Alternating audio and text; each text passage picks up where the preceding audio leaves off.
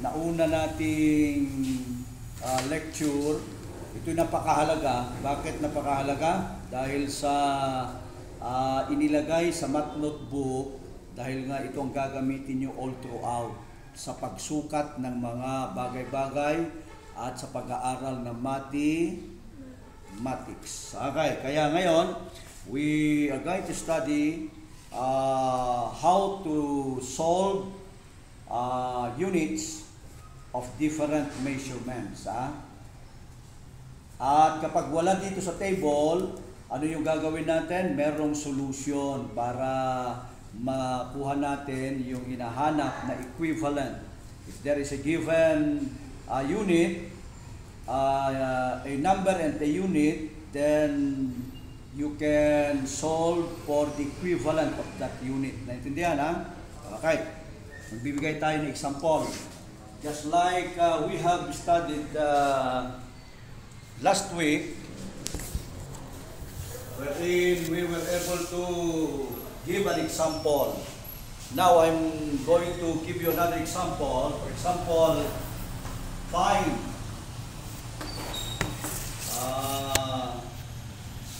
50 or how many kilogram are there in 50 pounds. This is pounds, pounds. Abbreviation for pounds. Okay, sige. Paano gagawin? Makinig muna. Listen carefully. And I'm going to show the solution. Solution kung paano i-convert yung pounds into kilogram. Ang tanong ay ito, ilang kilogram meron sa 50 pounds? Naintindihan, ha? Ano itong unit na ito? Unit of what? Unit of what measurement are we going to do if the units is pounds and kilogram? Ano yung mga units na ano yung pagsukat na gagawin natin? We are measuring, anybody? Ano sinusukat natin kapag pounds ang unit at saka kilogram? Anybody? Weight, di ba ka? Timbang. Yan. Naintindihan na? Ngayon, I'm going to show you the solution. Susulat niyo ulit, 50 pounds times. Times. Yung itatimes ninyo dito ay yung equivalent na mahanap dito sa table of equivalent. Ano yon? Ano yung relasyon ng pounds sa kilogram? Meron dyan. There are how many pounds in 1 kilogram? Sige nga. Or ano yung relasyon ng pounds sa kilogram? Okay? Bilis. What is the relationship of pounds and kilogram? In order for us to solve the problem, how many kilogram are there in 50 pounds. By merely looking at your table, what is the equivalent that you are going to use? Anybody? Bilis. Hanapin dyan. Yung pounds at saka kilogram, yung magkasama. Dito. Ano yung pounds at kung magkasama dyan? Hindi dito. Nasaan? Yung LBA merong pounds dyan. Kung wala dito, ito yan. Yan. 1 kilogram is equal to how many pounds? Yan yung pounds. 2.2 pounds. Naintindihan, ha? Nakuha na ninyo, nahanap nyo. There are how many pounds in 1 kilogram? 2.2. Yun ang gagamitin natin. Ngayon, ano ilalagay natin sa ilalim? Denominator. Kilogram or pounds? Pounds. Bakit? Para mag-cancel out dito. Ibig sabihin ng cancel out, para mawala yung pounds. At ang maiiwan ay, ano yung maiiwan? Kilogram. Very good. Kaya, ilalagay natin dito yung pounds. Ilan pounds? 2.2 pounds in 1 kilogram. Therefore, pounds, numerator ang position niya. pounds din dito, pero denominator will cancel out. Ibig sabihin ng cancel out, mawawala. Naintindihan? Ngayon, numerator times another numerator, 50 times 1 equals 50 times 1. 50, just the same. And kilogram na lang yung may iwan. Then, imaginary ito. Imaginary, 1 times 2.2 is 2.2. Ngayon, we have to divide 50 by 2.2. Ano ang quotient? Sige nga. Calculator, use your calculator. 50 divided by 2.2 is, anong quotient? 20? Is it 20 or how much?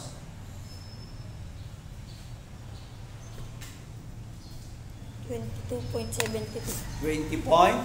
22.72. Yan, 22.72 kilogram. That is the answer. Meaning, 50 pounds is equal to 22.72 kilogram. Pero galing ito sa equivalent na 1 kilogram is equal to 2.2 pounds. Another one, magbibigay pa rin ako ng isang example, then I'm going to let you solve by your own. Magbibigay ako mamaya. Naintindihan, ha? Example. Another example is, baliktad rin naman natin. Yung 3 kilogram is equal to how many pounds? Sige, medyo madali na ito. Anong gagamitin natin equivalent ulit pagka ganito? Ang tanong, the same, di ba ka? Kasi relasyon ito ng kilogram at pounds. Yun pa rin, naintindihan ha? Pero this time, ano ang makakancel out? Kilogram, para ang maiwan ay pounds. Very good. Kaya solution, 3 kilogram times. Okay, yung equivalent ang ilalagay dyan. Ano yung ilalagay dito? Para makancel out ito? Kilo. Kilo. Ano ilalagay dito sa lalim? Ito kasi yun, ito yun. Pero ano ilalagay? To cancel out the kilogram. 1 kilogram. Kasi yun ay standard yun, hindi nababago yun, pwedeng sa taas. Pero 1 kilogram lagi is equal to 2.2 pounds. Pwedeng sa taas yun, depende kung ano ang aalisin. Naintindihan? This time, ang ika-cancel out kilogram. Therefore, 2.2 pounds sa ibabaw or numerator. Nakakaintindihan na ng konti. This time, ang maiiwan ay pounds. Kaya, lalabas kung sa 3 kilogram, malalaman na natin kung ilang pounds. 3 times 2.2, ilan yan? 6.6 divided by, imaginary yun, 1 times 1 is 1. Kaya, mananatiling 6.6 pounds. Naintindihan na? Mananatiling 6.6 pounds. Yung 3 kilogram pala ay merong equivalent na 6.6 pounds. Medyo naintindihan ng konti. Pakipatay mo na muna. At magbibigay ako ng problem. Okay, this time, I'm now going to give you a problem. I'm going to show you the solution of this problem. 100 pounds is equal to how many kilogram? Alin dito sa dalawang example ang katulad? Alin dyan? Dito, di ba ka? Kasi dito, ang ika-cancel out ay yung pounds. Kaya dito rin, ang ika-cancel out ay pounds at ang maiiwan ay kilogram.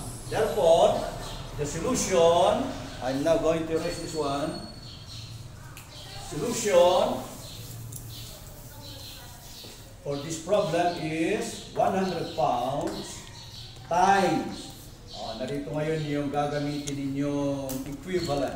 Ito yung equivalent na gagamitin ninyo na makikita sa table of equivalent. Yung nasa likod ng notebook, math notebook. Nakakaintindihan ha? Kaya malalaman natin gaano kahalaga yan. Inilagay yan, ulitin ko, inilagay yan para pag-aralan ng kahit sino. Hindi lamang mga elementary, high school, college, maging tapos na ng engineering, pag-aaralan pa rin yan. Kaya nga inilagay dyan para gamitin ng lahat ng tao. Hindi lamang Pilipino pati, gagamitin yan ng lahat ng tao within the planet Earth. Ganun kahalaga. Okay.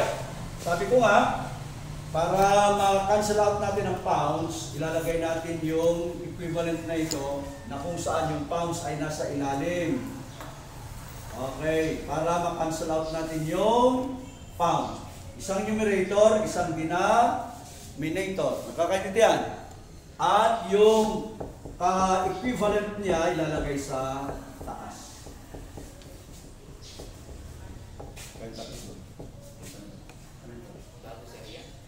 Hindi sa kayong tatlo mamaya, kayong kwan sila ng 7. Pagkatapos nila, kayo naman na. Math and science. Okay. Now, i-simplify na natin ito. Imaginary one yan. Itong mga nasa ilalim, ang tawag ay denominator. At ang mag-multiply lamang ay yung mga parehong numerator at parehong denominator. Maintindihan ha? 100 times 1? 100. 100. Over 1 times 2.2? 2.2. Ang maiiwan lamang ay yung pounds, ay kilogram. I mean kilogram. Kasi yun yung hindi na cancel out. Maintindihan?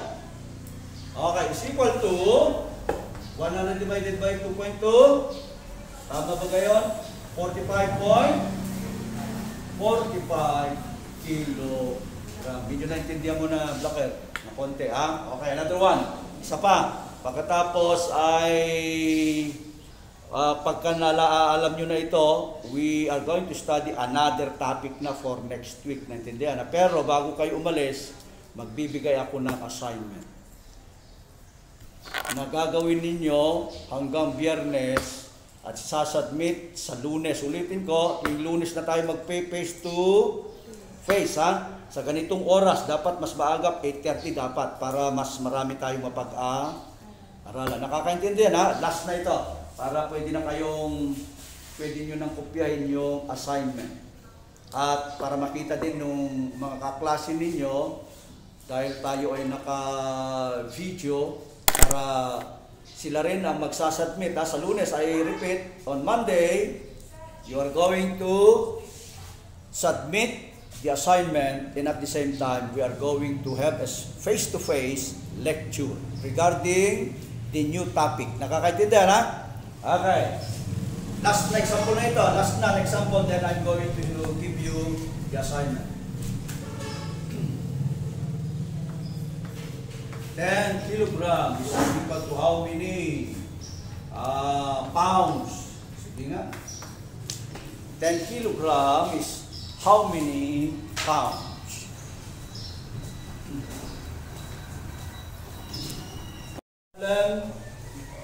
Of how many pounds are there in 10 kilogram?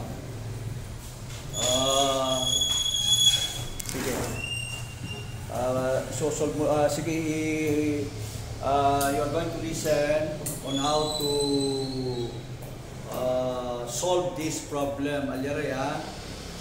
Kasi sila ay kanina pa, kaya marami na silang recitation. Ha? Pero, you can still watch the video.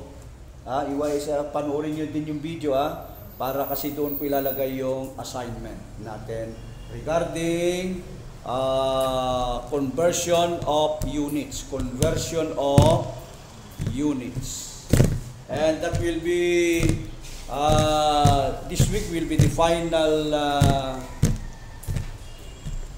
week for the study about table of equivalence of the different units. Then next week, we will have another topic which is very important in the study of mathematics. Okay, solution. Ganito ang solution ha. Ano ngayon ang gagawin natin? Times. Kakancel out ulit ang kilogram. Ano ang gagamitin natin uling equivalent na matatagpuan sa table of equivalent?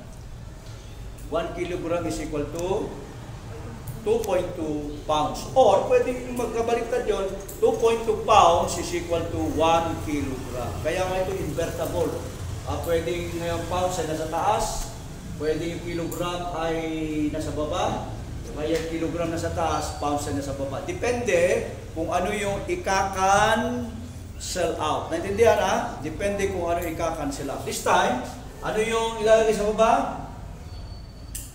Kilogram. Since kilogram is given and to be cancelled out, kaya kilogram ang ilalagay. 1 kilogram is equivalent to 2.2 pounds. Kaya pounds ang may iwan. Nakakaintindihan? Ngayon, ito ay numerator. Automatic ito ha, na numerator times another numerator. Tapos ito imaginary 1, 1 times 1. Denominator yan, ilalim. Nakakaintindihan? Equals 10 times 2.2 or 10 times 2.2 divided by 1. Ganyan ang mangyayari. Kilogram equals 10 times 2.2. 22 divided by 1. 22. Kaya mangyayari 22 divided by 1 is equal to 22 kilograms. Okay, naintindihan na konti ha? Alyari, are you following?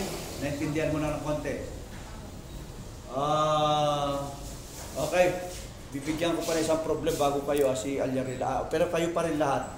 Magbibigay pa ako ng isang problem since Alyari has arrived and she was not able to gain recitation purposes. Nai-record ko na yung sa inyo. 3 ngayon yun, di ba ka? Sa mga topic na ating pinag-aaralan. Okay. Solution. 150 liters times this time. Ano yung ginamit yung equivalent? Maganda, magaling na ayos na. Hindi na alam na ninyo kung paano gagamitin yung table, di ba ka? Ano yun? Ano yung equivalent? 1 meter is equal to 3.28 feet. Yun ang hinahanap. Ngayon, alin ang ilalagay sa baba? Feet or meter? Meter, kasi yun ang kakansilan, di ba ka? 1 meter is equal to 3.28 feet. Cancel ang naiwan ay feet. Ito ngayon ang mag-multiply kasi parehong numerator. 1, di mag-maintain yung 1, lalagyan natin 1. Kasi imaginary 1 yun. Imaginary, ibig sabihin, hindi nakikita.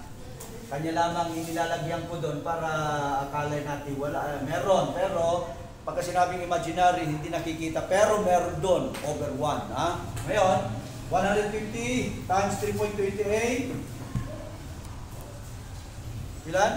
492. 492 feet. Yan. 492 divided by 1, ay di may yung pare. Feet. Okay, ayos na. Pakita tayo muna. Copy the assignment, then